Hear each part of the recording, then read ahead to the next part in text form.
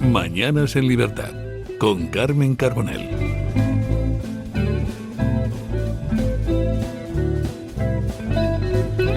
8:30, 7:30 en las Islas Canarias, arranca la tertulia de Mañanas en Libertad sin Luis del Pino, que mucha gente todavía está preguntando ¿por qué? Pues porque no nos escucharon ayer, entonces por eso no saben que don Luis del Pino está de vacaciones, que es algo, pues la verdad que la gente de bien, pues tiene bien, ¿no? Cogerse unos días de descanso, ¿para qué? Para volver con las pilas cargadas, que es de lo que se trata. Pero nosotros vamos a intentar guardarle el puesto en estas Mañanas en Libertad aquí en Radio Libertad, y lo vamos a hacer de la mejor manera posible, con una fantástica tertulia en la que nos acompaña María Muñiz de Urquiza. María, muchas gracias por estar con nosotros. Don Borja Montoro, ¿qué tal? ¿Cómo está? Buenos días, Muy Carmen. buenos días. Y don Víctor Lenore, que tenemos un poco de todo en esta mesa. Muy buenos días. Muy buenos días, Carmen. Y además estoy acompañada de un libro. En torno a las 9:15 aproximadamente va a venir su autor, Miguel Aranguren, para hablarnos de toros. ¿Por qué? Porque hoy es el Día Antitaurino. Y nosotros somos así. ¿Qué os parece? Que cuando hay de repente el Día Internacional pues el Día Internacional contra los Toros, pues hoy nosotros es el Día llamamos... Internacional contra los Toros. Sí, porque es que hay como una especie de santoral y ¿Contra luego los está... toros o contra la fiesta o contra los toreros? Contra todo, porque eso ya sabes tú que en algunas ocasiones pues como que deciden ponerse en contra de tradiciones tan españolas como por ejemplo son los toros. En fin, nosotros aprovechamos y traemos un libro para que los antitaurinos entiendan la tauromaquia y así pues por lo menos hacemos un bien social, ¿no?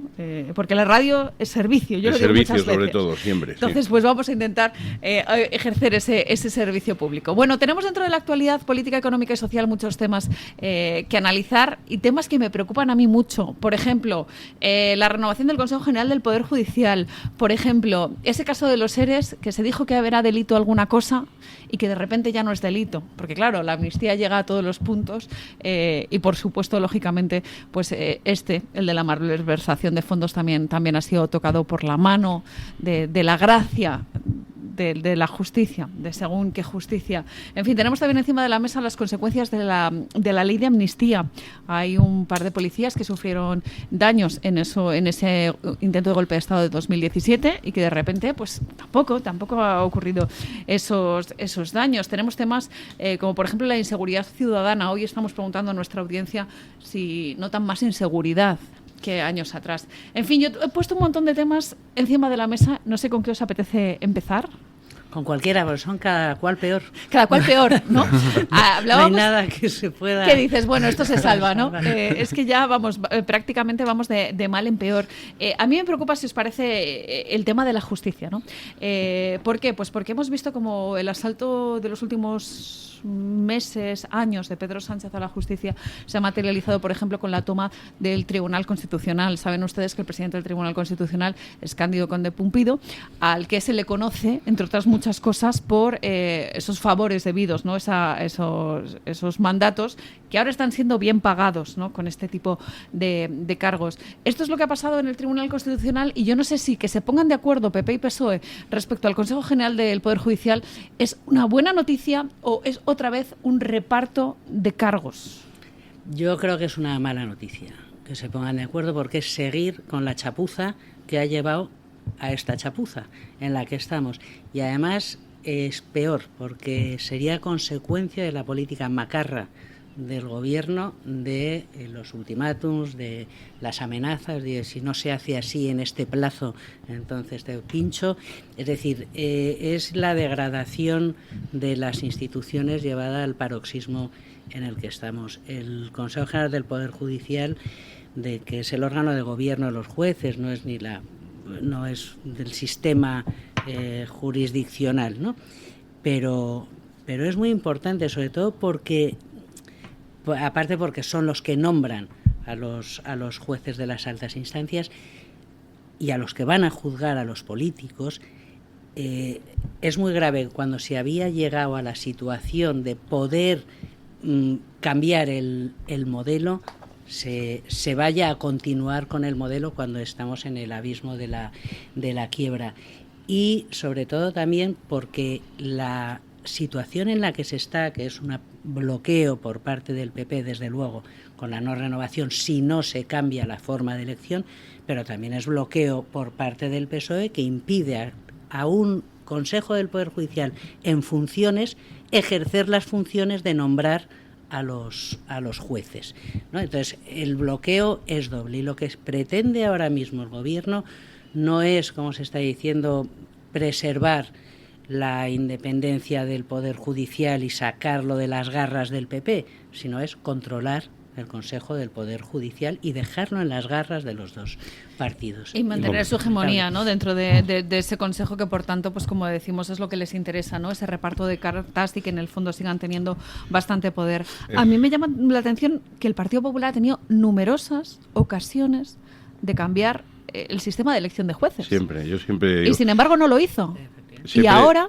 Se habla del Consejo, del problema de la justicia, de la independencia, y yo siempre hago incidencia, me gusta siempre recordar que esto es una responsabilidad histórica monumental del Partido Popular, del Partido Socialista, por supuesto. Yo estaba en tercero de Derecho en la facultad cuando se cambió la Ley Orgánica del Poder Judicial. Aquello fue un escándalo, y entonces me acuerdo que estaba Andrés de la Oliva, que escribía terceras en ABC, y que era catedrático de procesal, y todos estábamos escandalizados con este sistema, y se había saltado la Constitución, y aquello se llevó al Constitucional, el Constitucional lo aprobó todo, y la promesa eterna siempre del Partido Popular, Alianza Popular antes, Partido Popular después, sea lo que sea, y sea la promesa de Aznar o sea la promesa de Rajoy, siempre se nos dijo que eso era una barbaridad y que atentaba contra el Estado de Derecho y que ellos lo iban a cambiar, y no lo cambiaron nunca. Y para mí, que he sido en el pasado votante del Partido Popular, para mí es una de las mayores traiciones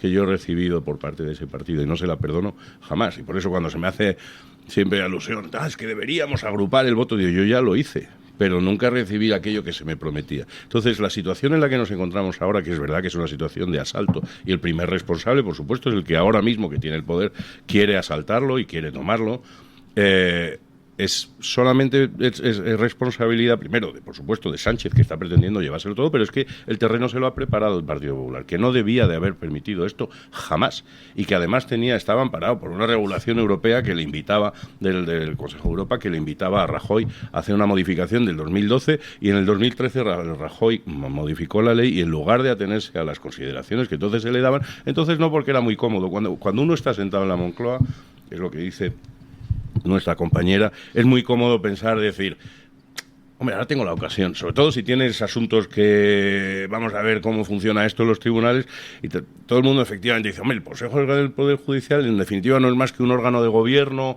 etcétera, no son los jueces siguen sí, pero cuando le dan tanta importancia es porque tiene esa importancia verdaderamente, precisamente porque van a nombrar a aquellos miembros, porque ellos son siempre juzgados, como están aforados, van a ser juzgados por miembros del Tribunal Supremo, y a los miembros del Tribunal Supremo los van a elegir estos señores del Consejo General del Poder Judicial. Imaginemos ahora mismo la situación en la que Sánchez se encuentra, y la situación en la que estamos viviendo, en la que ya descaradamente han utilizado el Tribunal Constitucional. El Tribunal Constitucional está haciendo un destrozo descomunal. Está actuando fuera de sus funciones, está casando sentencias del Tribunal Supremo cuando no es un tribunal que sea, es que de entrada no es poder judicial, entonces está actuando, todo esto es un verdadero disparate. Y todo esto, ahora mismo, claro, el problema es que nos encontramos en una situación y ahora ¿qué hacemos? Porque el destrozo ya está hecho, primero, insisto, por el Partido Socialista en su origen, y segundo, por el Partido Popular, que no lo subsanó.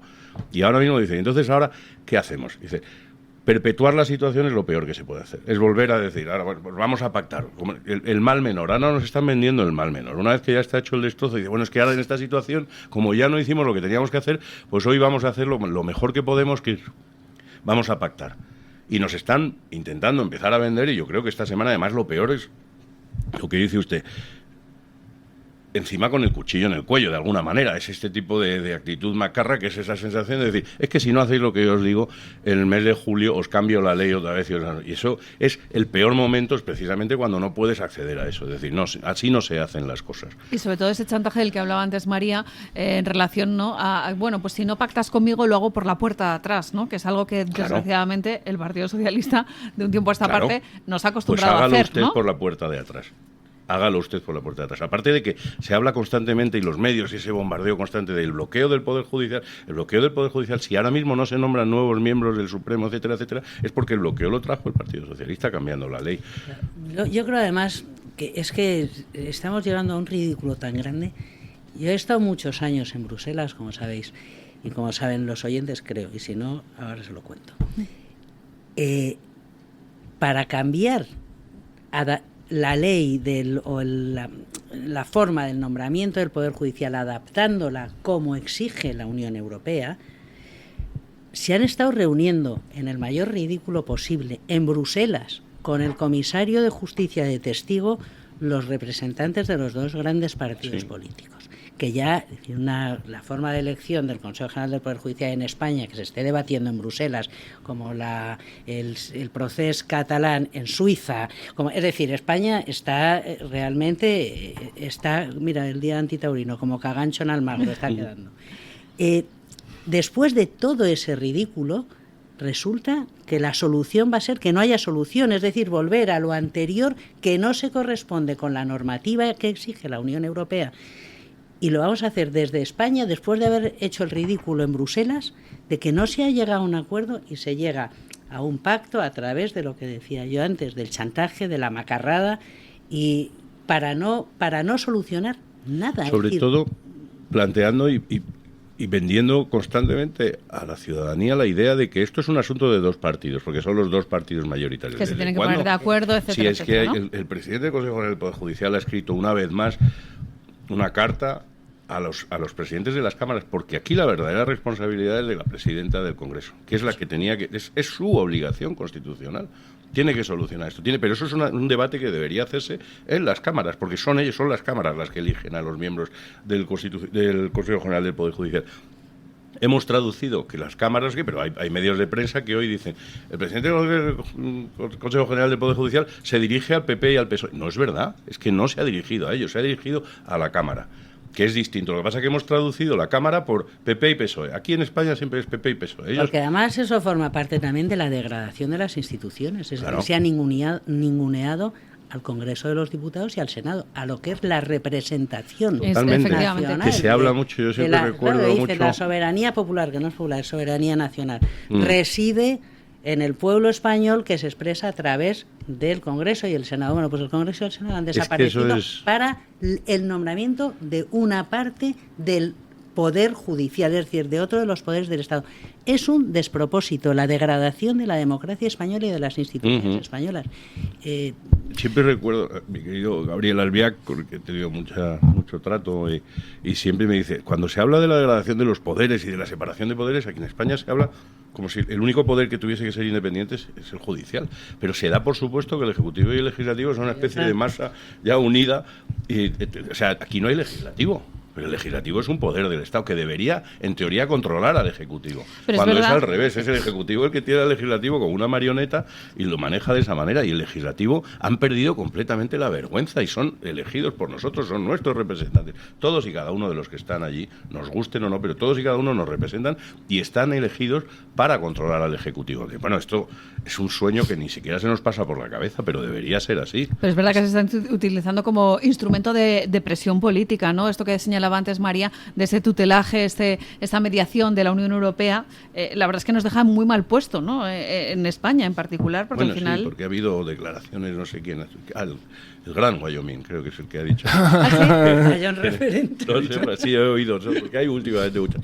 Esto en Europa, en ningún país europeo la justicia la eligen los jueces, son los miembros del Poder Judicial, y parece ser que solo hay 2 países europeos en los que ahora mismo el sistema es como el nuestro, que somos nosotros y Polonia.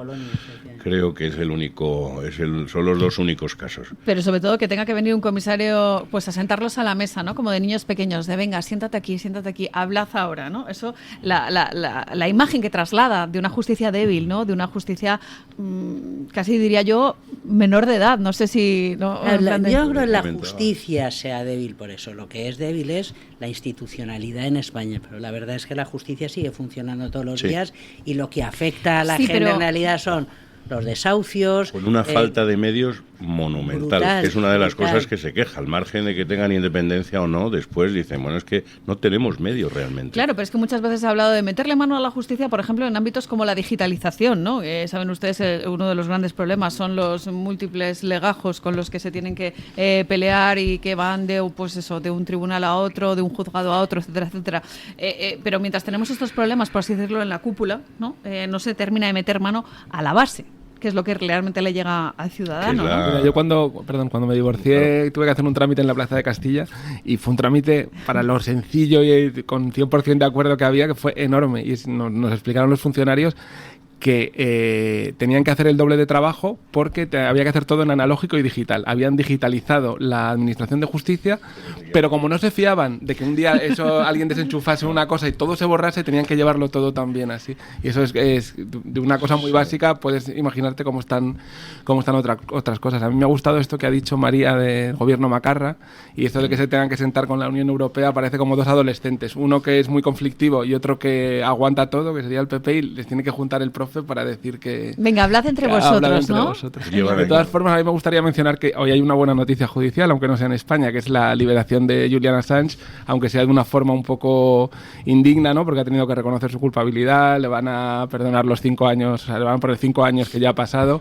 pero creo que para el periodismo es una buena noticia que tenemos que celebrar, algo... además es, por así decirlo, el final de la historia, ¿no? De ese escándalo, el de Wikileaks, ¿no? Y esa filtración de informaciones, por tanto se termina pues con ese asunto. Pero volviendo a nuestro país y ese chantaje del que estabais hablando, a mí me llama la atención la gestión de los tiempos, ¿no? Ha pasado 5 años bloqueado el Consejo General del Poder Judicial, más de 5 años.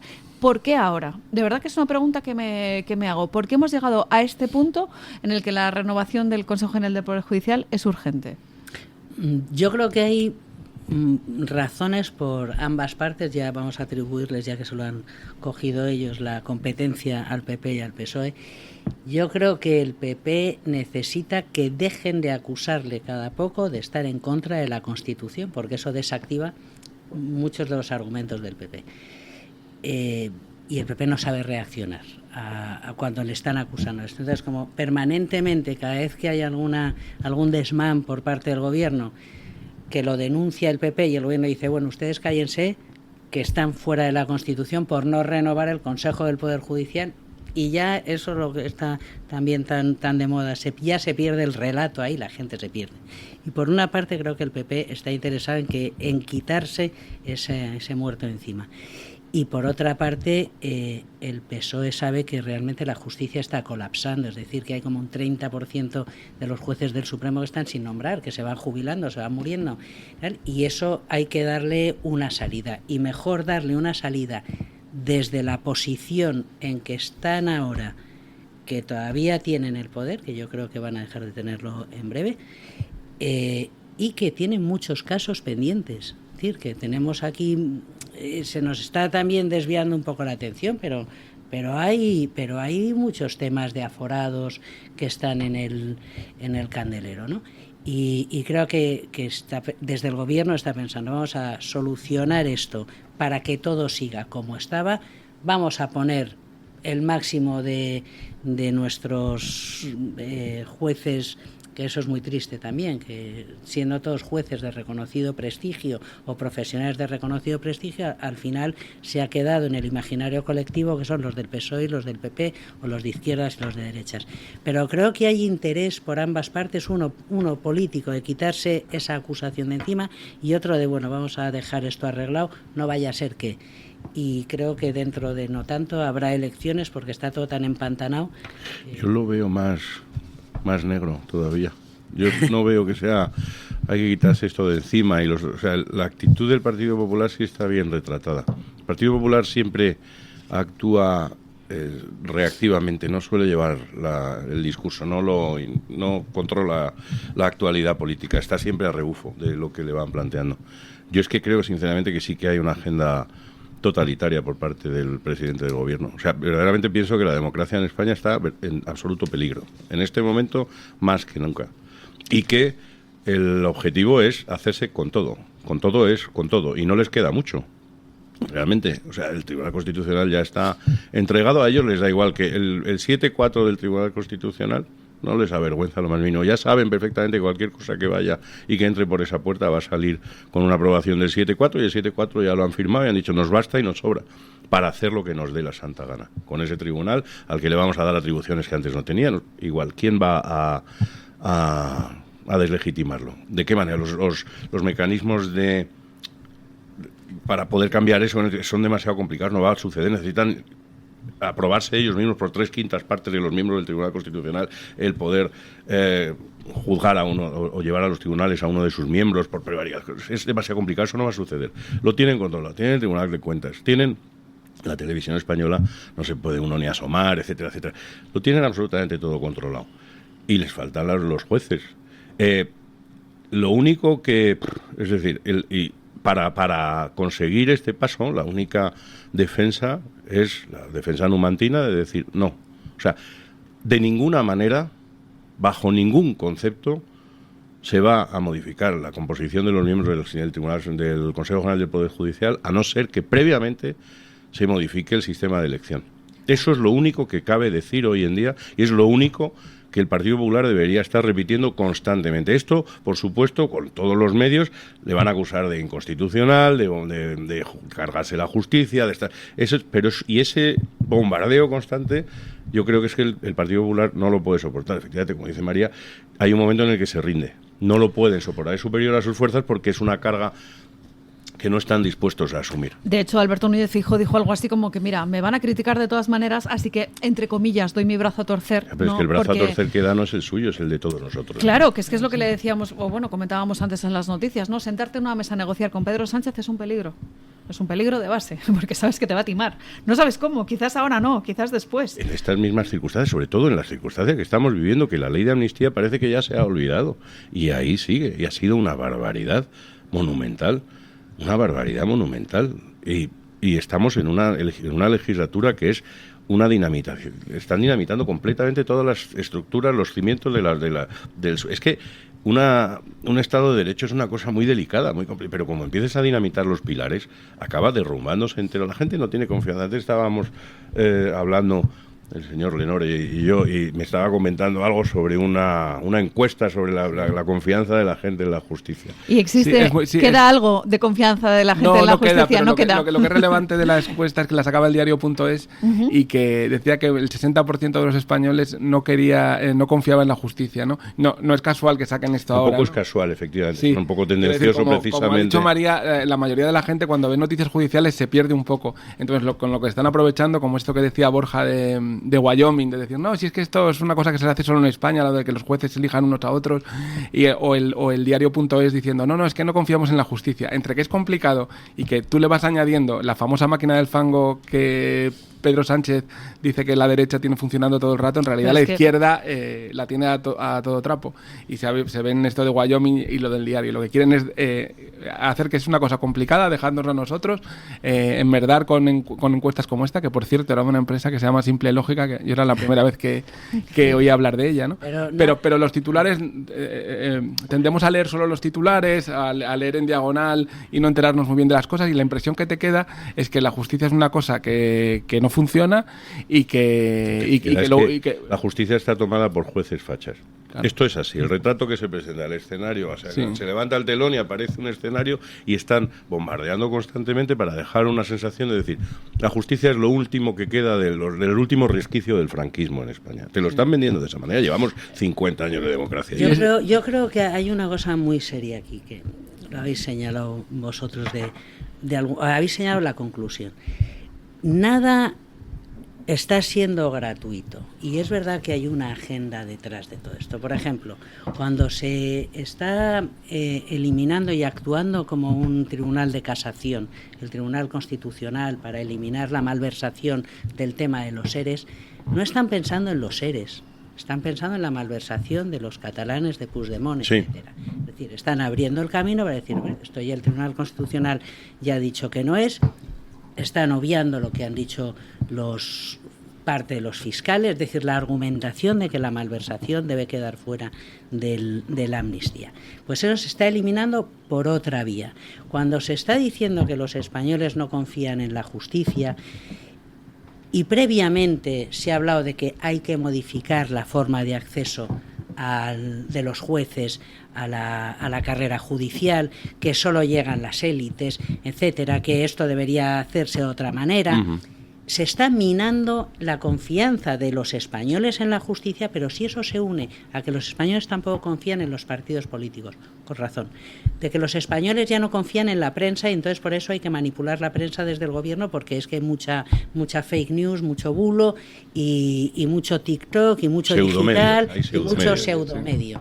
Entonces, cuando los poderes no del Estado, sino lo que constituye el tejido social de la interacción social, es decir, los medios de comunicación, la forma de relacionarse de los ciudadanos con la administración, los que la administración de justicia, cuando todo eso, cuando se genera desconfianza en todo eso, solo tiene que llegar el gobierno y decir, a ver, esto ya lo arreglo yo.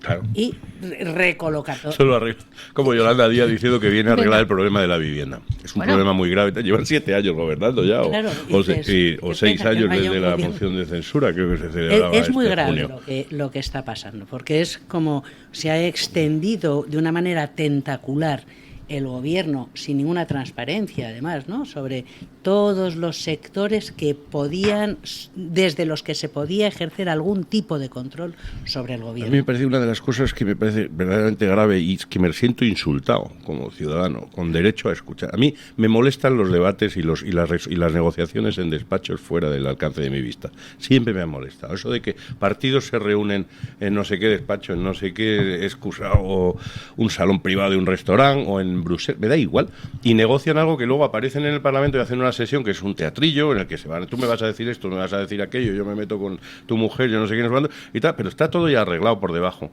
Yo quiero ver los debates en lo alto del estrado. Todas las negociaciones tenían que hacerse con luz y taquígrafos delante. Eso es mucho pedir, pero es como debería hacerse. Yo siempre digo, pues yo pido por pedir que no falte, pero es como debería hacerse. Eso de estar negociando, me da igual que esté Reinders, que estén en Bruselas, que tal.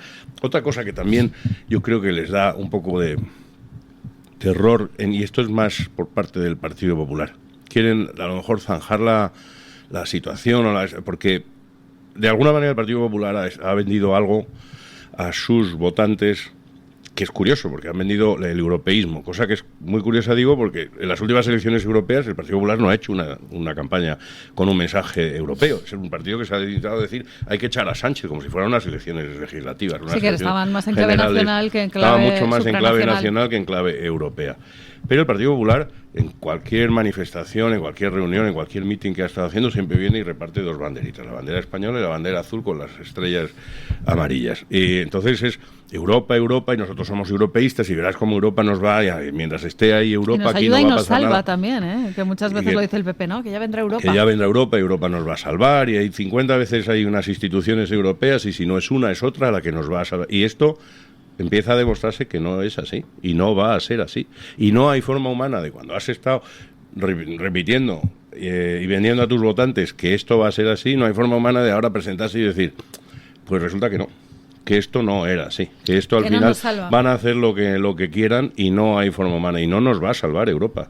Y o nos salvamos nosotros o no nos salva Europa. Y yo sigo insistiendo, es que yo lo veo mucho más oscuro de lo que parece que lo veía. Qué ingenuidad, ¿no? Si hace 4 años nos estaban llamando PICs a todos los países del sur de Europa, ¿no? Sí. O sea, es que confiar en Europa es una cosa, esto que decía Ortega de España es el problema y Europa es la solución, yo creo que hay que darle la vuelta y decir Europa es el problema y España es la solución. Sí. A mí de todo esto me llama mucho la atención estas cosas que hace Vito Quiles, que es irse a un meeting, que lo hizo en las europeas, a un meeting del PSOE y preguntarles ¿qué opina de la corrupción de Ábalos, Koldo y de Begoña? Y todos, no, es todo mentira, es todo mentira. Y dice, ¿qué es mentira? Y todo el mundo se queda callado, es como, bueno, es mentira, los medios, la derecha, tal, no, ya, pero concretamente, sabe, ¿no? ¿Qué cosa que se ha publicado es mentira? Dígalo ahora que tiene una cámara delante, y es uno, otro. O sea, es que les funciona súper bien. Son los muy cafeteros. Todos sabemos que todos los partidos tienen sus muy cafeteros, y tienen una base, un suelo, y el Partido Socialista es imposible que vaya a sacar jamás en España menos de 90 diputados, básicamente, no sé, tuvo 89 Almunia, ya no recuerdo. Yo menos de eso es imposible. Estuvieron a punto de desaparecer, hace no tanto. O sea, cuando estuvo... No, yo creo que sí. Dios, que desaparecer no lo verán nuestros ojos. Bueno, a ver, yo creo que estamos muy deprimidos, pero eso ha pasado en Italia, ha pasado en Francia, no tenemos pero han sido reemplazados por otros... No es así. Yo tengo que defender Europa. Menos mal que tenemos Europa. Ahora, de hecho, ahora se está confiando en el Tribunal de Justicia de la Unión Europea para salvar el tema de la malversación, que no quede impune, ¿no? Porque esa Europa por la que se pasea Puigdemont. Bueno, es que Puigdemont fue elegido. Es que la democracia también tiene esas derivaciones, ¿no? Puigdemont fue elegido diputado europeo. ¿Por ya qué? Está. Bueno, pues hizo una campaña y le votaron los muy cafeteros independentistas. Ya, pero catalanes. ¿por qué se pudo presentar Entonces, Puigdemont? Es que es una de esas cosas que lleva... Pero yo creo que ahí no es por una arbitrariedad política, es porque se aplicó estrictamente la legislación que había y tenía derecho del sufragio pasivo. Es decir, me presento... Pero es que la aplicación de la legislación europea es lo que los europeos están empezando a percibir como igual no es tan buena. Bueno, yo creo que menos mal que está Europa, porque puede que haya políticas que efectivamente no gustan a todo el mundo. ¿Sabes por qué? Por algo que hace mucho que no pasa en España y que se ha criticado en España en estas últimas elecciones. Es necesario en Europa que haya un consenso para sacar adelante las legislaciones, con lo cual no todo el mundo está plenamente contento, pero no todo el mundo está plenamente frustrado, porque tienen que ser desde el consenso de 27 países y 5 familias políticas. Y eso es lo que lleva a que salgan adelante políticas que a muchos hay algunas que no gustan, pero otras muchas que sí. María acaba de abrir un debate interesantísimo, Europa sí, Europa no. Momento para la pausa publicitaria y enseguida volvemos con esta pregunta, ¿sí o no a Europa? El Toro TV también es Radio Libertad. Hospital Psiquiátrico San Francisco de Asís y Comunidad Terapéutica San Antonio. Infórmese en el 952 20 14 64 de Málaga o en www.hospitalsanfrancisco.com. Luis del Pino, Alba Vila, Javier Horcajo y José Javier Esparza son Radio Libertad. En el corazón de la Comunidad de Madrid se oye un latido muy fuerte.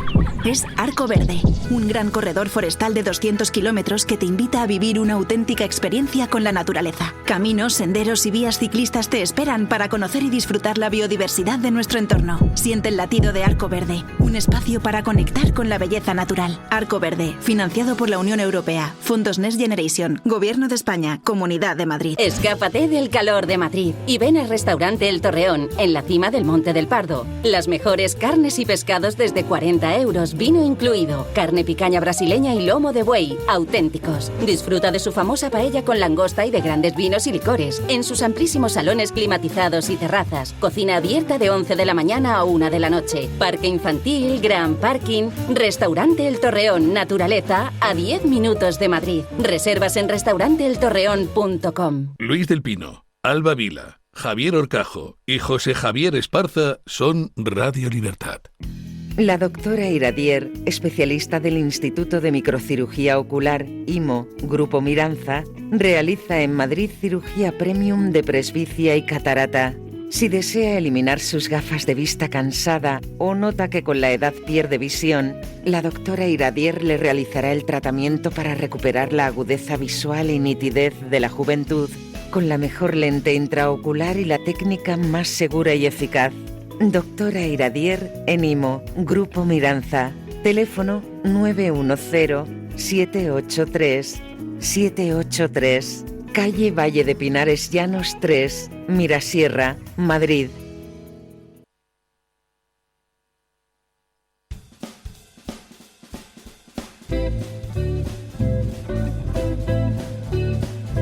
Mañanas en Libertad, con Carmen Carbonell. Bueno, dejaba yo la tertulia en alto preguntando si Europa sí o Europa no. Me decía María Muñiz de Urquizar con bastante razón que habría que matizar un poco, ¿no? Esto de sí o no. A ver, Europa sí, Europa sí. Yo creo que no hay nadie, pero es que, vamos a ver, nadie ha planteado eso. No creo que se ponga en cuestión la existencia ni la necesidad de una Unión Europea. Nació... Yo no he tenido nunca allí, ni creo que ahora mismo nadie lo esté poniendo en cuestión. Es una revisión sobre en qué consiste, verdaderamente. ¿En qué consiste? ¿Cuáles son sus límites? ¿Hasta qué punto tiene que legislar? Hay gente que está proponiendo es una vuelta a a un entendimiento de una Europa de naciones, es decir, que es como nació Europa, además, por pura necesidad, después de una guerra tremenda, etcétera, y tal. Y es una necesidad económica,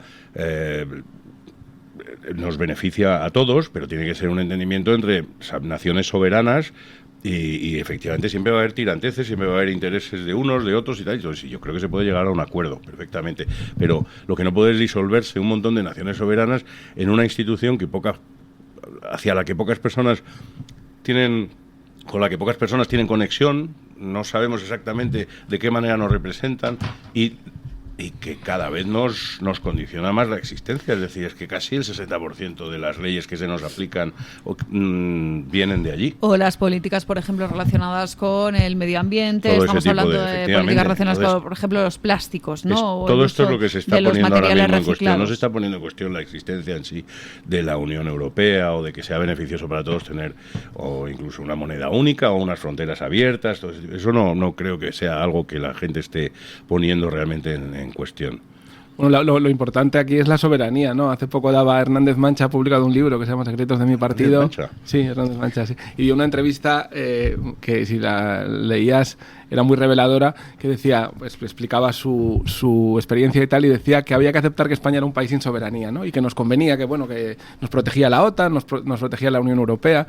La Alianza Popular se había enfrentado, por ejemplo, con la Unión Europea porque no nos habían devuelto Gibraltar, pero yo creo que la integración de España en estas organizaciones supranacionales lo que ha supuesto es una pérdida de soberanía y que luego realmente eso ha tenido consecuencias. Quiero decir, todo el auge de lo que se llama extrema derecha en Europa es porque los electores perciben claramente que la soberanía de su país está siendo menoscabada y se plantan frente a ello. O que se está diluyendo precisamente, ¿no? Entre esos otros muchos poderes de entidades supranacionales como puede ser la Unión Europea. De ahí que precisamente, como dice don Víctor Lenore, exista esa corriente europea, ¿no? en torno a la derecha, en torno al conservadurismo, que luego en algunos casos pues se ponen de acuerdo o no. Escuchábamos antes las declaraciones de Giorgia Meloni hablando de que había llegado a un punto de consenso con Víctor Orbán, ¿no? Respecto al envío de fondos a Ucrania. Claro, yo en muchas ocasiones digo que hay que poner el foco en lo que son y no en lo que se dice que son, ¿no? Que pasa muchas veces, ¿no? Con esas herramientas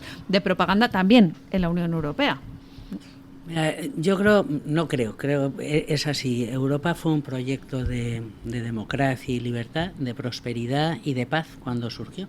Y son esos tres pilares de la construcción inicial de la Unión Europea lo que ahora, con el devenir de los años y las circunstancias actuales, está en peligro.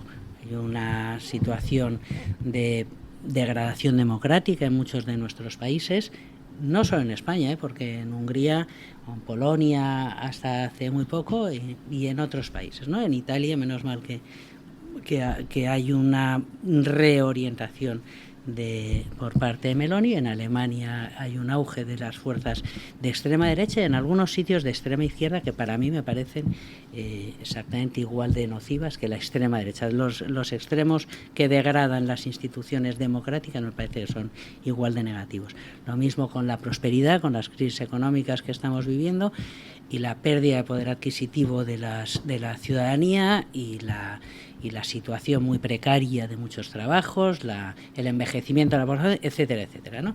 Y un problema de seguridad y de paz, tanto por las políticas migratorias erróneas de puertas abiertas que se están produciendo, como porque tenemos guerras en las puertas de Europa.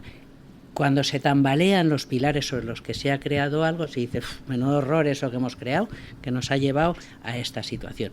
Y no es así, es simplemente que hay que ir adaptando las instituciones europeas y su funcionamiento a las nuevas políticas y a los nuevos problemas que hay. Y eso es lo que se aborda desde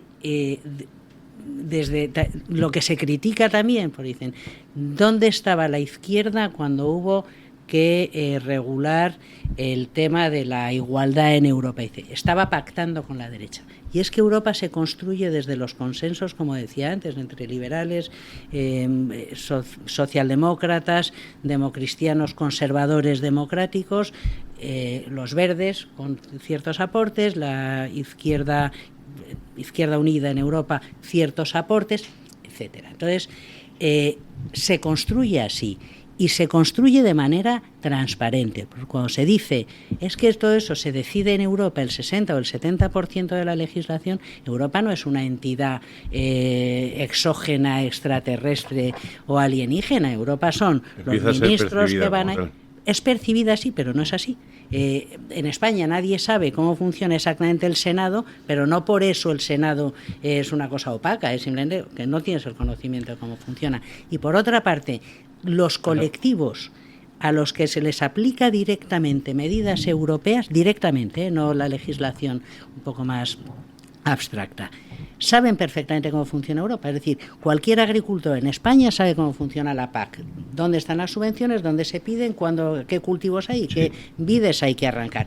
Cualquier estudiante universitario sabe dónde se pide el Erasmus, cuánto le dan, si su universidad es mejor, si su comunidad autónoma tal, y dónde puede ir. Siempre ha sido, ahí es muy sintomático esto que está usted planteando, porque todos conocemos dónde se pide. Hemos hablado de agricultores, estudiantes, y lo primero que nos viene a la cabeza es hay una especie de fuente de dinero y nos hemos aprendido los caminos, los cauces para ir allí a llamar al timbre oportuno para decir yo quiero tanto, y es una especie, y al principio Europa, de hecho, yo creo que ha ido creciendo y se ha ido generando esa especie de monstruo porque de alguna manera inventamos una entidad supranacional que era esa fuente de dinero infinito, porque de alguna manera en España siempre pensamos, bueno, están aquí los holandeses, los alemanes y los países ricos que van a venir a darnos dinero porque nosotros no tenemos. Nosotros a cambio hemos intercambiado, hemos renunciado a nuestra industria, nos convertimos en un país de servicios, este tipo de cosas, pero a cambio tenemos una puerta y nuestros estudiantes van a tener becas y el campo va a tener... Y se planteó un poco de esa manera y empezó a ser, al principio cuando era Comunidad Económica Europea, y entramos y el euro y todos unidos y ahora podemos ir sin tener un pasaporte ni hay fronteras, todo eso se ha planteado, es una especie de sueño muy bonito, y luego está la parte del dinero, el ring ring. Yo llamo a un timbre y de repente pongo la mano, pero de repente empezamos a ver que ese ring ring, el dinero no sale de los árboles ni cae del cielo. Entonces son los países más ricos, primero empiezan a quejarse, porque empiezan a decir, bueno, ¿dónde va todo este dinero que estamos aportando? Y luego es que nosotros mismos empezamos a sufrir sobre nuestras propias carnes un descenso de la calidad de vida, que mis hijos tienen las cosas infinitamente más difíciles de las que las tuve yo en su día, para acceder a una vivienda, no sé qué, no sé cuántos, 1.000 millones de cosas, porque hay una serie de regulaciones, porque toda esa Europa, ese monstruo que hemos creado, esa fábrica de dinero infinito, resulta que se come también los recursos de los europeos, y encima impone una agenda después de haberle entregado el dinero, porque era de donde recibíamos todo, luego vamos a darle todo el poder y todo lo que necesite para que gestione, porque tiene que tener posibilidad de gestionar.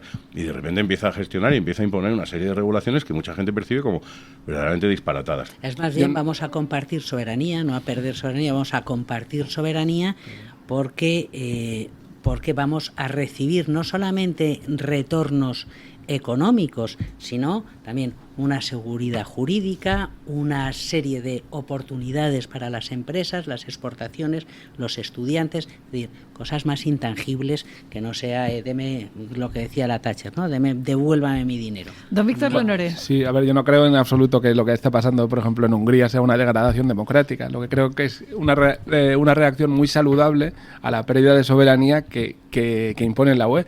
Y si tú miras los resultados de la Unión Europea, Europa se ha debilitado cada vez más, militarmente, empresarialmente. No se puede hablar de Europa sin hablar de la cantidad de lobbies que hay alrededor intentando corromper a los funcionarios europeos, y ha habido bastantes escándalos. Consiguiéndolo incluso. Y consiguiéndolo, sí. Entonces, yo creo que toda esta reacción de partidos socialpatriotas, nacionalpopulares que ha habido no es una degradación democrática, es una reacción de orgullo de los europeos diciendo, en mi país tengo que decidir yo, aunque estemos integrados en una estructura superior, y lo que se está haciendo aquí es una especie de tecnocracia que solamente beneficia a los tecnócratas y que a nosotros nos está perjudicando. Y eso se ve con los datos económicos. Y si ves también los de Hungría, tienen éxitos económicos en cuestiones de paro, de defensa de las familias, de protección de la inmigración, que son bastante difíciles de discutir. Pero y eso, Víctor, yo creo que también lo aprecian los ciudadanos a la hora de ver los resultados de las elecciones del pasado 9 de junio, cuando veíamos el porcentaje de abstención, ¿no? De ya las elecciones europeas nos importan poco. ¿Por qué? Pues porque o no creemos en las políticas que nos llegan de allí, o pensamos que son menos importantes, ¿no? Yo creo que la ciudadanía en general se siente un poco desvinculada a la hora de depositar su voto para las elecciones europeas. Totalmente. Yo creo que la ciudadanía, que lo que ocurre es que elecciones europeas se plantean en términos nacionales. Claro, Desde luego en España se han planteado así. No se ha hablado de como decíamos y antes, que estamos cansados ya de elecciones ninguna también, que llevamos Aquí se un hablan de tiempo... como un plebiscito por parte del gobierno y como un asalto al gobierno por parte del principal partido de la oposición. Exacto. Cuando es una... Estamos diciendo que la gente no tiene muy claro exactamente en qué consiste la... Y en lugar de hacer un poco de pedagogía, es decir, vamos a explicar... Pero ¿cómo van a querer explicar lo que se hace si lo que se hace, lo que tienen que hacer es taparse de vergüenza? El cartel que mejor explicaba lo que se ha estado haciendo en el Parlamento Europeo es este que puso Vox en la entrada de la Nacional 2. Dice, el 90% de los acuerdos que se toman en el Parlamento Europeo vienen de un pacto entre socialistas y populares. Y eso, a ver... Borja. ¿Eso era verdad o no era verdad? Absolutamente cierto, pero es tan cierto ¿Es muy como demagógico el cartel? tan ¿o es... cierto como que el ser humano comparte con la mosca del vinagre el 90% del ADN del si genoma. Está diciendo... Entonces, ¿somos moscas del vinagre? No. Lo que hay que marcar es el 10% que nos diferencia de las moscas del vinagre. Pues entonces es precisamente lo mismo, nada más sencillo para contestar a ese cartel. Precisamente el Partido Popular tenía que haber dicho: eso es cierto, pero ahora yo les voy a explicar en qué consiste ese 10% que nos diferencia. Efectivamente. ¿Lo han hecho? Pero otra cosa ¿Lo han es... hecho? No, pero... ¿Por qué no lo han hecho? Porque no tienen realmente nada con lo que porque son defender unos su posición. paquetes del 15 en campañas electorales, pero así de fácil. Y pierden elecciones cuando hay una campaña electoral para ganar elecciones. El PP son muy malos en las campañas electorales. Es mejor Vox con ese cartel que es muy visual y tal. Pero la realidad es que si no fuera porque hubiera acuerdos entre aquellos que están comprometidos con sacar adelante ciertas políticas, y me estoy refiriendo también a lo que se llama ahora la autonomía estratégica de la Unión Europea, para que tenga capacidad de defensa y para que pueda garantizarse la seguridad de las fronteras de la Unión Europea frente a ataques concretamente de Rusia o de otros conflictos que puedan surgir, o cuando hay que gestionar los tipos de interés y el euro y la gestión del euro, etcétera, tiene que haber un acuerdo entre las fuerzas centrales mayoritarias, que siguen siendo la democracia cristiana y los conservadores, que no necesariamente democracia cristiana, y la socialdemocracia en declive. Pero sí, entonces... Esa es la única forma de que salgan adelante esas políticas comunes. Y otra cosa es que desde los partidos se diga, pues yo en esto estoy de acuerdo hasta aquí, hasta el 50%, y esta otra mitad no, pero lo pacto para sacar adelante, por ejemplo, Schengen, que nos permite ir sin pasaporte de un sitio a otro, es fruto de un pacto con el que no se estaba de acuerdo, o con el que no estaban de acuerdo, y hubo años de negociación para conseguir poder eliminar los puestos fronterizos, y después para que entraran en el procedimiento de Schengen los nuevos Rumanía, etcétera. Todo eso forma parte de una serie de negociaciones intensísimas de tecnócratas, porque aquí no todo el mundo sabe de todo, y menos mal que están los tecnócratas y hay expertos en derecho, en asilo, en migración, etcétera, y no decide Pedro Sánchez sobre eso, menos mal. O no decide, me da igual, Abascal, menos mal, que no deciden sobre la parte de la legislación técnica y de los acuerdos. Entonces, es muy complejo el proceso de la Unión Europea. Luego decís, es que yo estoy en contra de la Agenda 2030. Muy bien, pero diseccionas la Agenda 2030 y la parte que perjudica a los agricultores, que es mucha, seguramente se está compensando por otro lado con el tema de la PAC. Pero ¿por qué no he podido yo votar la Agenda 2030? ¿Eso cómo lo justificas? Porque la tecnocracia, somos menores de edad y la tecnocracia viene a salvarnos de nuestros límites. No, sí que la has podido votar, sino la agenda en sí, porque nadie iba con mi programa es la Agenda 2030, pero sí estaba incluido en programas de los partidos políticos.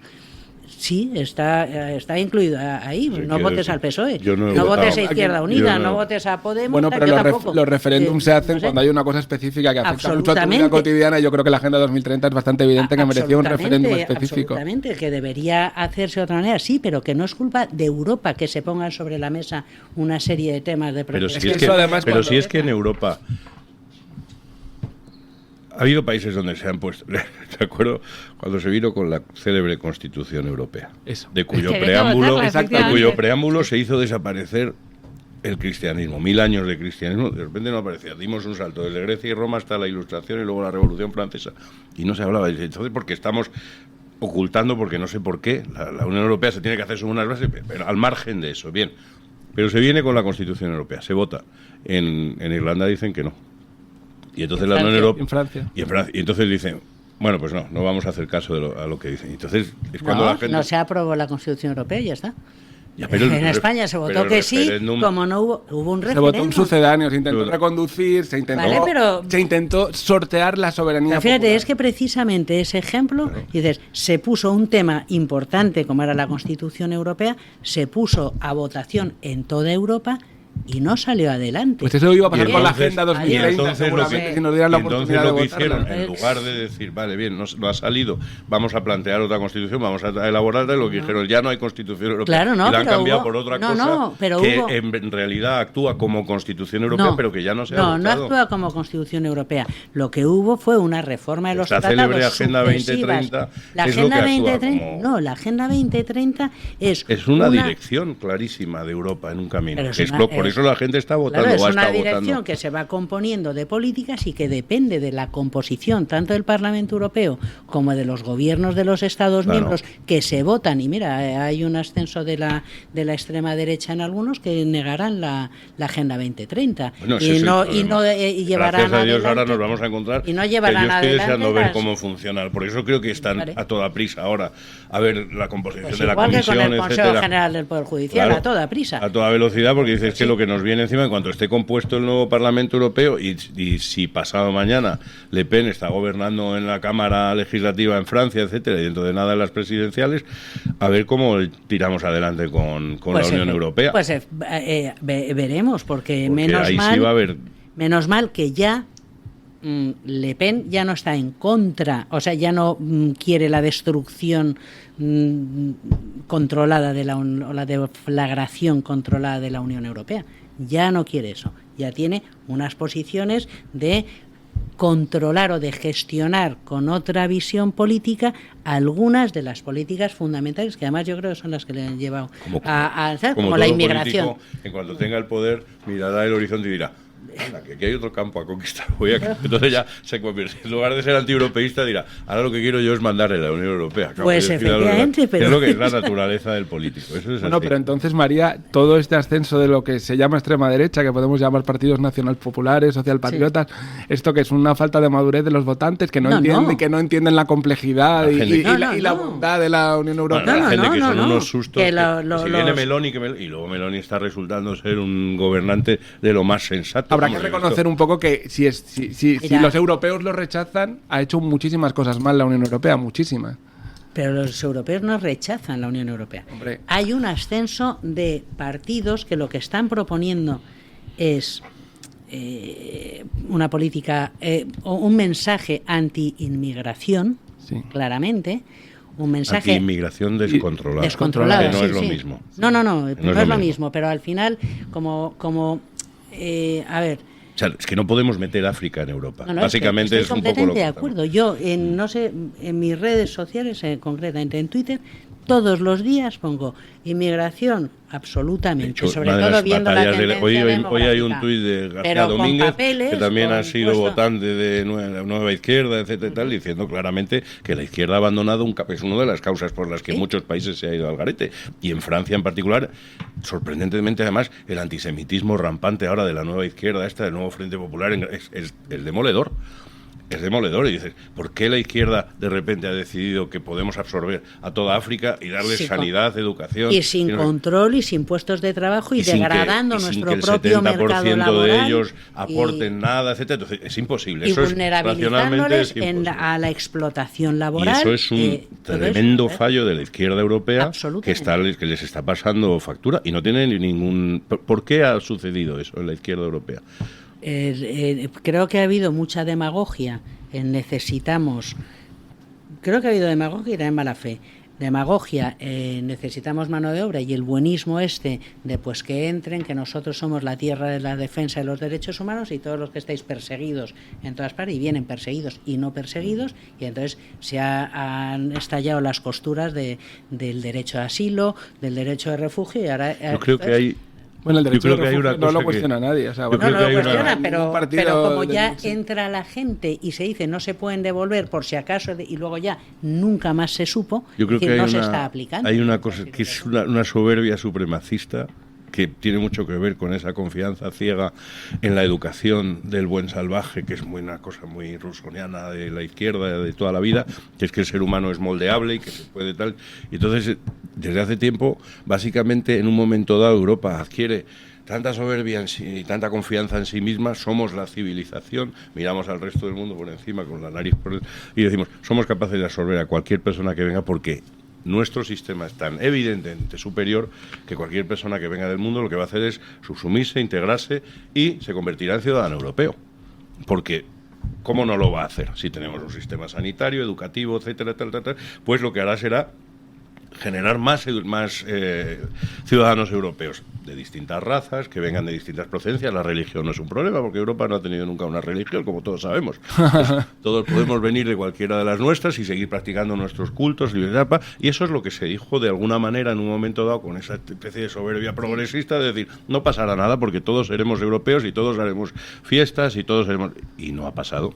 No ha pasado, porque hemos llenado como si fuera una caja vacía de gente diciendo... Y la caja vacía no ha transformado a la gente. No solo no ha pasado, sino que además se ha degradado esas condiciones que vendíamos como la mejor tierra del mundo dentro de nuestro país. Y además se ha degradado en los lugares en los que vivía la masa de votantes natural de la izquierda, porque no han ido a parar a Somosaguas. Ahí precisamente está el por qué ese cambio de corriente en los votos de la Unión Europea. ¿Por qué votan a la derecha? Porque quizás están descontentos con esas políticas que conocíamos de la Unión Europea. No tanto con la Unión Europea en sí, sino esas políticas que nos han vendido, ¿no? Como decíamos, desde ese punto de vista buenista, que realmente es la tierra prometida y que aquí cabe absolutamente todos, nos hemos dado cuenta de que esas políticas lo que conllevan en muchos casos son problemas en las fronteras, problemas de inseguridad, una serie de cuestiones con lo que la gente está en sumo desacuerdo y están incómodos con este tipo de políticas, ¿no? Que son las sí, que es que, a ver, yo creo que confunde más que aclara hablar de izquierda y derecha, ¿no? Porque si tú ves un mapa de Francia, ves que el ascenso del Frente Nacional se da en los mismos sitios que votaban el Partido Comunista francés 15 o 20 años antes, ¿no? Entonces, ahí no hay un eje izquierda-derecha porque la gente ha cambiado fácilmente de la izquierda a la derecha. Hay un eje que es soberanismo-globalismo. Es el Partido Comunista durante una temporada protegía a las familias, protegía los trabajos, ha dejado de protegerlos y entonces preferimos votar a Le Pen que votar a un partido socialista ultra neoliberal, globalista, que lo que hace es dejarnos totalmente desprotegidos. Estamos hablando de la Unión Europea y es verdad, y la gente contempla Bruselas como pero cuando ves el mapa de Francia también tintado entero con un color de voto y ves l'Île-de-France ahí en medio, sí, con la zona de París y los arrondissements y tal, y es distinto, es que desde las provincias en Francia están contemplando a París como su primer enemigo, aquí hay una casta política que nos está gobernando una nación que no queremos vivir de esta y muy manera. alejada de las verdaderas antiélites es el otro elemento que ha llevado al voto a la extrema derecha, porque efectivamente hay una impresión de que te están gobernando unas élites que no tienen nada que ver. Que es un voto popular. Pero una impresión, María. Y yo no creo. ¿Es una impresión o una realidad? Que es importante. Porque no es una impresión. Es que yo creo que cada vez el votante está más preocupado por precisamente los intereses que tiene, permitiendo que utilice esta palabra, la casta política, ¿no? ¿Qué intereses tiene la casta política frente a los intereses de una persona que está preocupada por su familia, por su trabajo, por la pérdida de calidad de vida, por la falta de ingresos, por esa inflación, el problema del día a día, como puede ser, por ejemplo, la vivienda, ¿no? Que es lo que realmente preocupa al ciudadano de a pie. Y en Europa ha votado a favor de que se intente mantener, pues como decíamos, esa calidad de vida, ese trabajo, etcétera, etcétera, y en contra de lo que a veces en el plano ideológico está muy bien, pero que llevado a la práctica es prácticamente irrealizable.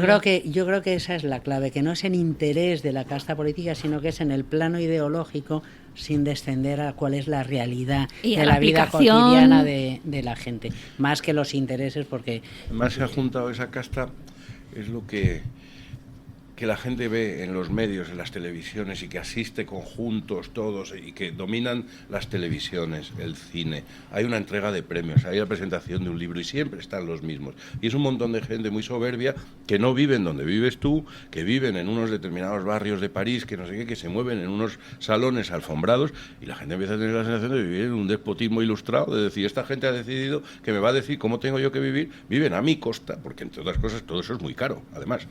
Viven a mi costa y me están dando una serie de normativas que me hacen la vida polvo, que me cuesta que tengo que doblar el riñón cada mañana, y luego no percibo nada realmente. O sea, sí, todo el mundo tiene educación y todo el mundo, pero cada vez está más degradada la educación. Tampoco tenemos la sensación de que la educación que reciben nuestros hijos sea la mejor. Es más, empezamos a tener la sensación de que ni siquiera podemos decidir qué educación van a tener nuestros hijos. Hay alguien que viene y te dice, tu hijo se va a educar de esta manera, con esto y con esto. Y te asomas a los libros y dices, ¿pero por qué tiene que estar mi hijo recibiendo esto? ¿Por qué? ¿Quién ha determinado? ¿No tendría yo derecho a decir qué educación le doy a mis hijos? Pero entonces te dicen, búsquese usted una escuela privada. Y digo, es que yo tengo derecho con mis impuestos a decidir la educación de mis propios hijos, ¿o no?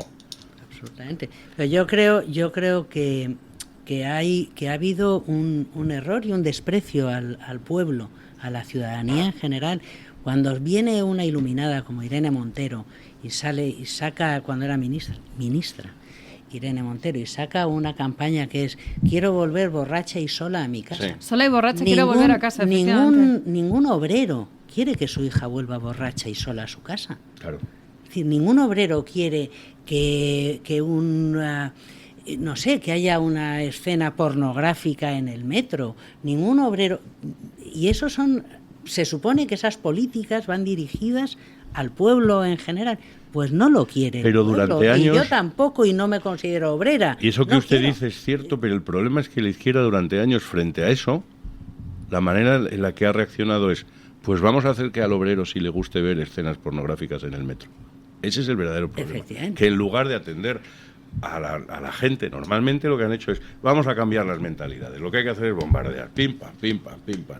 Y convertir a la gente en alimentarla a base de circo y no sé qué, no sé cuántos, y convertir, para que ahora nos pongamos estupendos, porque hay un cartel que sale con tacones y una copa de champán y no sé qué, no sé cuánto, porque el orgullo gay ahora se celebra y es festivo, y entonces es que lo han reducido a una fiesta. Coño, joder. Perdón, que llevamos años viendo las carrozas, cáspita. Caramba, que a una amiga tuya dice, es que igual si los ponemos una biblioteca, la gente no entiende bien a qué se refiere.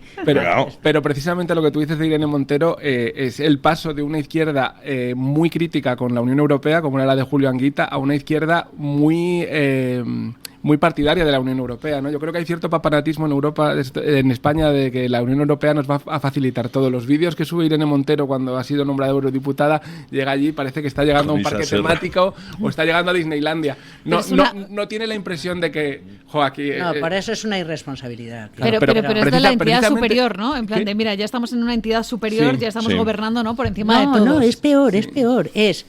Vamos a traer aquí nuestras gloriosas ideas que no nos han dejado hacer allí. En España, además. Que esta va a llegar allí para decir, y a tus hijos les vamos a llamar niñe, y cosas absurdas, y las va a querer llevar a Europa, que supongo que en 3 días le dirán, mira, guapa. Ojalá, pero es una tragedia que tengan que llegar esos mensajes, ¿no? Con la de cosas que tenemos encima de la mesa. Nuestro ministro de Cultura, Ernest Urtasun, es un firme partidario de la Unión Europea, porque piensa que España es un país atrasado, sin civilizar, y que él piensa que desde la Unión Europea lo que van a hacer es cambiarnos y limpiar todos los pecados, porque somos un país católico. Tiene mucho que ver con esto. Sí, tiene muchísimo que ver con esto. A mí hay una anécdota, yo escribo mucho sobre cultura, hay una anécdota sobre la Unión Europea que me parece muy elocuente, que es el gobierno francés de Emmanuel Macron intentó poner una tasa a Amazon de un 3% porque Amazon había destruido el tejido cultural de Francia, especialmente las librerías. Entonces lo que hizo Jeff Bezos es decir, me vas a poner una tasa del 3%, te voy a poner yo la tasa a Francia, todo lo que salga de aquí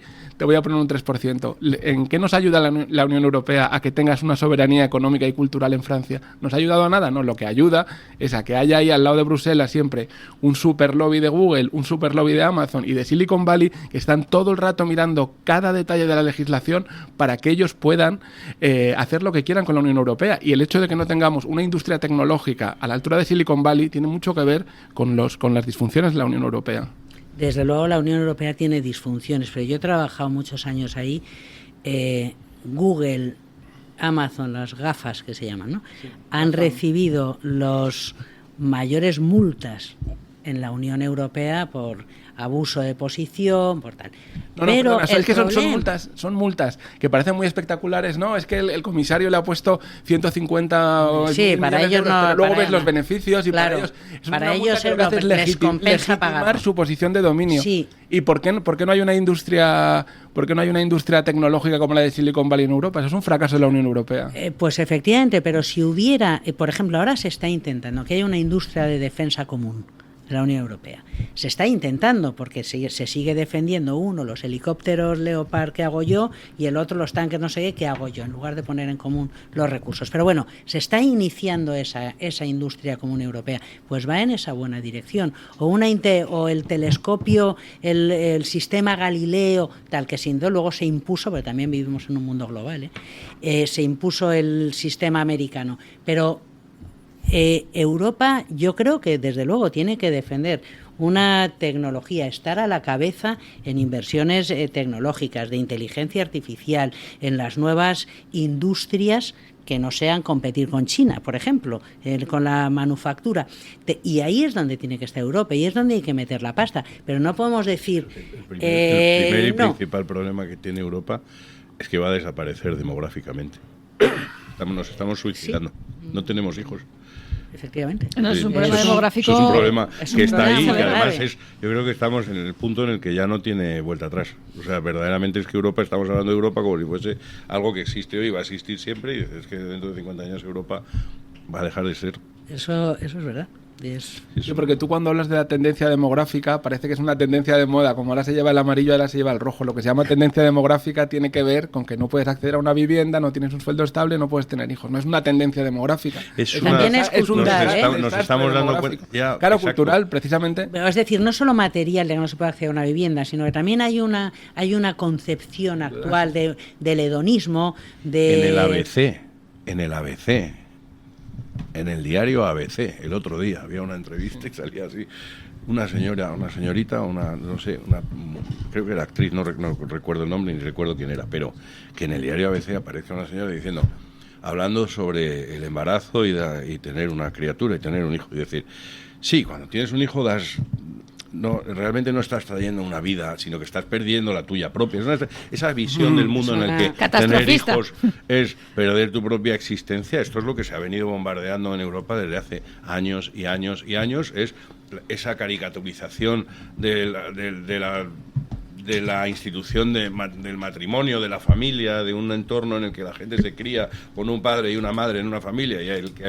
Eso se ha caricaturizado, se ha ridiculizado y se ha hecho... Volvemos una vez más, desde esas élites de alfombra roja, la que hacen películas, hacen series, no sé qué, no sé cuántos, y todo se ha tumbado por el suelo, se ha degradado, se ha llenado de barro, y sobre todo se ha convertido en motivo de risa. Pues fijaos que preguntábamos hoy en la libre encuesta a propósito de la inseguridad, porque es una de las cuestiones que más nos preocupan y que yo creo que preocupa mucho a la ciudadanía en relación con ese caos que estamos viviendo a veces en la Unión Europea con según qué políticas. Ayer Mario Oreja en este programa hablaba de que alguno de los problemas que tenía la Unión Europea era esos problemas con las fronteras, temas de inmigración, lo relacionaba también con la inseguridad y por ahí iban los tiros. Don Eric Gutiérrez, muy buenos días de nuevo. Buenos días, doña Carmen. Efectivamente, les preguntábamos a los oyentes si les preocupaba la inseguridad en su municipio y si creen que ha empeorado en los últimos años. Ha votado muchísima gente y tenemos un aplastante 96% del sí contra un 4% del no. Y además tenemos muchísimos comentarios en los que nos comentan, pues alguna vez que les ha pasado algo, que conocen a alguien que les ha pasado algo en referencia a la inseguridad. Por ejemplo, nuestro compañero Guillo Díaz me contaba justo ahora que un amigo suyo venezolano saliendo de una pachanga con unos amigos le atracaron unos marroquíes hace 4 días y que me contaba extrañado que en Venezuela no le han atracado nunca y ha tenido que venir a España que le atraquen. Digo marroquíes, estoy diciendo la nacionalidad, no vaya a ser que me encierren, que hay algunos medios que prefieren, pues decir que unos chicos me acuerdo ayer en 4 que decía una mujer en... Ayer de 4 era impresionante. En relación a ese asesinato de David... no me acuerdo ahora mismo del nombre, pero estamos hablando de ese chico que falleció en Alicante, víctima de una brutal paliza. Efectivamente. 3 personas salieron con un bate de béisbol a pegarle una paliza. Se cree en un momento determinado que podía haber sido una respuesta a lo que había ocurrido unos días antes, que había defendido unas mujeres de que hubieran sufrido una agresión sexual.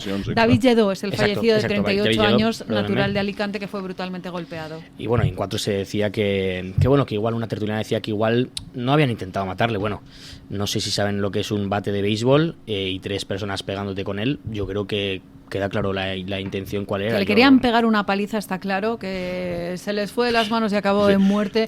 Es una consecuencia lógica. Es ¿no? una cosa, era ridículo, rozaba lo cómico. Eso es decir, hombre, no tenían muchos medios, porque no tenían un Kalashnikov. Pues claro, eso era ridículo, pero lo que es dramático es que creo que están en la calle. Esto sí también. Esto es una de esas cosas que dices... Es que por ahí va la pregunta de esta libre encuesta. Claro. ¿Usted tiene más inseguridad porque hay un problema con las leyes? Por ejemplo, yo pensaba en los hurtos que se repiten a diario en Madrid, en las zonas turísticas. Hay muchísimas personas que acuden pues a ver la Puerta del Sol, por ejemplo, y se encuentran con que le han robado la cartera. Y esas personas que le han robado la cartera, que son unas auténticas mafias, expertos en este tipo de delitos, acaban en la calle ese mismo día, ¿no? Constantemente, esa sensación de que entran por una puerta y salen por otra. Una persona que denunció en Twitter, lo he visto esta mañana, Xavier García Albiol, que había una persona que habían detenido 30 veces. ¡Qué barbaridad! Y pues si te detienen 30 veces, tiene que haber una respuesta. Es que el sistema no está funcionando. Es que no están funcionando. Es que no está funcionando. Bueno, la mayoría absoluta de Albiol tiene que ver exactamente con eso. Y él lo supo ver desde el principio. Y eso es lo que genera la inseguridad en la gente y el que voten a partidos que ofrezcan otras cosas. Pues cuando no garantizas la libertad, la seguridad, el bienestar económico, no garantizas todo aquello que se supone que tienes garantizado, pues habrá que votar a quienes dicen, no, yo propongo otra cosa completamente distinta. Y que es un salto en el vacío que no sabes ¿a dónde si te puede llevar? Antisistema, ¿a qué sistema te va a llevar? Pero desde luego sí se sabe por la historia. Bueno, pero desde luego lo que está claro es que lo que tenemos ahora mismo, el sistema que tenemos ahora mismo no funciona, y yo creo que los comentarios van en esa línea, ¿no? Efectivamente, doña Carmen. Comenta Miguel Castilla en la red social Twitter: si la gente vota presunta delincuencia, tendrá presunta delincuencia. A seguir todos disfrutando lo votado. Es que es cierto que si tenemos presunta delincuencia en el gobierno, pues es difícil no tenerla en las calles. También nos comenta la casta rancia, nos dice: el problema es que los que traen a estos perlas viven en residencias con seguridad, tienen coches oficiales y guardaespaldas también para sus hijos. Ellos no piensan en la calle, ni tienen que volver a pie o en metro. Les da lo mismo el problema del ciudadano. Recuerdo esas palabras del exministro José Luis Ábalos, no sé si las recuerdan, en las que decía que estaba solo, que no tenía, sí, no tenía nada, no tengo secretaria, ¿no? Como lo decía, con qué pena. No tengo nada. No tengo secretaria, he venido solo en el coche. Bueno, un chalet tenía, sí, en Cádiz. Bastante. Pero que se lo hacía todo Coldo. Sí. No, bueno, él dice que pagó, pero luego como... Coldo lo llamaba a todo el mundo, parece ser. Ahora últimamente para que le colocara a todo el mundo. Oye, que tengo un amigo que quiere ser día canino. Yo no tenía el teléfono de Coldo, algo me ha faltado. No tenía ni el teléfono de Coldo ni la firma de Begoña. Y por eso estoy como estoy. Así nos va, pero en el caso de Ábalos, con ese chaletazo que tenía en Cádiz, a mí lo que me llama la atención es que es verdad que dice que él pagó las 2 primeras mensualidades, que luego tuvo una situación complicada por el divorcio, dejó de pagar, y fijaos qué buena la sociedad que le perdonó la deuda. Efectivamente. Qué detalle, Y es que ahí se ve claramente. A ti no te ha pasado nunca. A mí, fíjense, nunca. Yo conozco casos de lo contrario, que han exigido deudas indebidas, es decir, que a quien no debían exigírsela, pero la inmobiliaria no se ha movido un centímetro de su exigencia, de su acoso en los juzgados, etc. Y conozco casos. Pero de lo contrario. Y lo contrario es lo de Coldo. Nunca he visto que perdona la deuda. En fin. Es que se demuestra lo alineados que a veces están los políticos, que la gente tiene miedo por salir a la calle a cierta hora o incluso a cualquier hora, porque le puedan robar, porque le puedan hacer cualquier cosa. Bueno, y los políticos pues no tienen secretaria. ¿Qué le vamos a hacer? Otro de los comentarios que nos dejan, el último: a mí me preocupa muchísimo. Tengo 2 niñas adolescentes y me horroriza pensar en que tienen que salir de fiesta. Es muy triste que tengamos que pensar en apuntarlas a cursos de autodefensa, artes marciales o similar aquí en España. Está claro que lo comentamos antes al principio del programa, doña Carmen y yo, que es que ya no es que te pase, sino el miedo a que te pase. Esto hace unos años en España, y no tantos. Le comentaba yo a doña Carmen que cuando yo era más joven, que ya soy joven, no voy a venir aquí a presumir de edad, pero cuando era más joven, cuando empezaba a salir con 16, 17 años por ahí, es que estas cosas ni se planteaban. Y ahora sales con el miedo de que te pueda pasar algo. Y ya no yo, sino cualquiera. Pero una cosa, Eric, por ejemplo, yo tengo una hija de 13 años y yo estoy contento de que se haya apuntado a clases de karate. Creo que es el mejor feminismo posible que puede haber y estoy más tranquilo. Sabiendo que va a karate no me parece una pena, me parece una ventaja y la vida es así y hay que tener tus Pero recursos. Víctor, yo he escuchado muchos casos de, no, es que a mi hija le voy a apuntar, no os digo yo a karate, a Krav Maga, pero alguna cosa de defensa personal, ¿no? Claro que dices, que sí. bueno, por lo menos para que ella Eso es sepa. lo que debería hacer el Ministerio de Igualdad, pagarnos las clases de karate a los padres con niños Pues mira, adolescentes. eso es una muy buena idea. Es que efectivamente. la pena no es que se apunten, la pena es el motivo por el que se apuntan. Que se apunten a la defensa personal o a algún deporte de contacto, cualquiera me parece genial, el deporte es perfecto, me encanta a mí, pero el problema es por el motivo por el que se apuntan, creo yo, vamos. Efectivamente. Bueno, señores, pues hasta aquí ha llegado esta tertulia. Don Víctor Lenore, muchas gracias. Gracias a vosotros. Don Borja Montoro, muchas gracias. Muchas gracias. Doña María Muñiz de Urquizar, muchas gracias. Gracias. Y nosotros siempre ponemos un punto final, en este caso, a esta tertulia, y lo vamos a hacer de la mano de don Paco Linares.